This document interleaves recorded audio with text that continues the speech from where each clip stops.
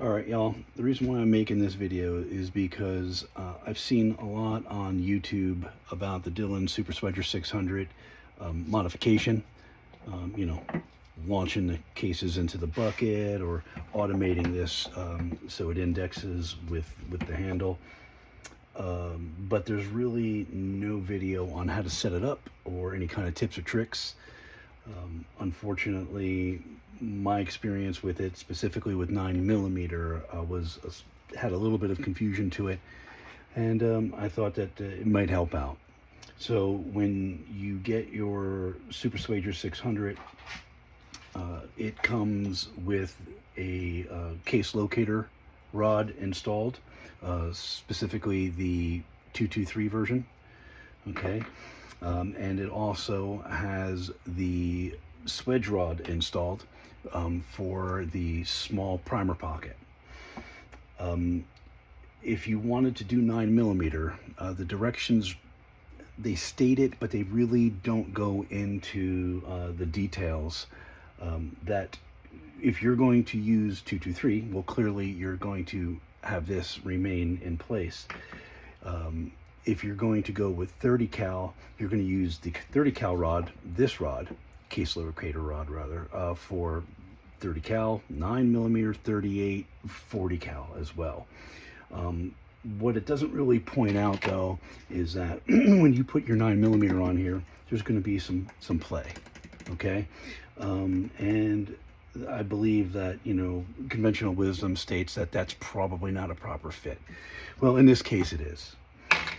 So as you set this up, you're going to, for 9mm, you're going to use your Allen wrench. In the case locator rods, there is a 1/8 inch Allen keyhole. You're going to place that in there. You're going to take your 9/16 wrench, okay, jam nut. You're going to undo the jam nut, and then that'll loosen up your case guide rod enough so you can pull it out, unthread it, and then install the 30 cal. Again, I'm speaking specifically for 9mm. My background on my 9mm was I was utilizing the reamers. They were okay, but they were time consuming, and they also, you know, they got to be a little bit exhausting. I've got thousands of rounds of former military brass, and it just wasn't very practical.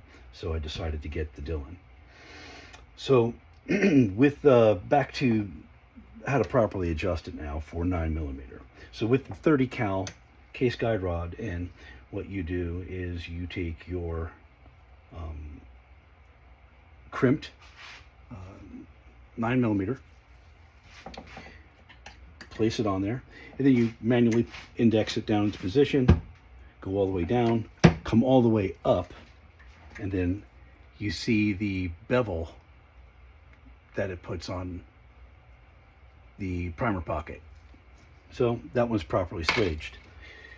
Once you adjust it to provide that level of bevel into the primer pocket, you're done. You screw it in until the point where, you screw your guide rod out to the point where you can drop your casing and it fits in. And then you swage it. Too much space, you're not going to get in deep enough to provide the bevel along the primer pocket edge. Too far in and it won't go down. Now, once that's properly adjusted, these should go in with no problem and provide you with the primer pocket that you want. However, what I found was about between 3 and 5% of my brass wouldn't go down.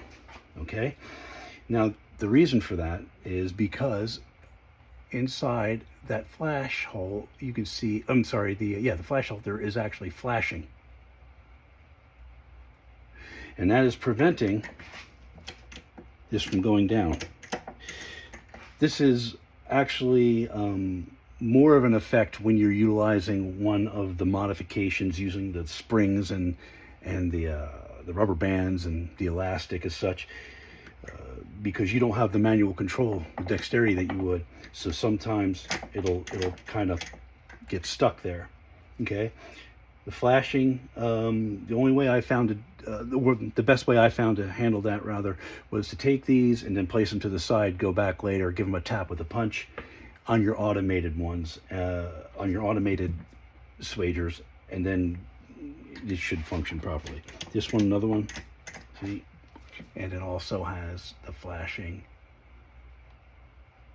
inside. Okay. Well, I hope that helps. Like I said, I started off a little bit frustrated, not knowing, the proper adjustments or how to address the issue of the flash, or the fact that the flashing inside the primer hole existed. But with those small issues rectified, this is a great piece of equipment. Highly recommend it.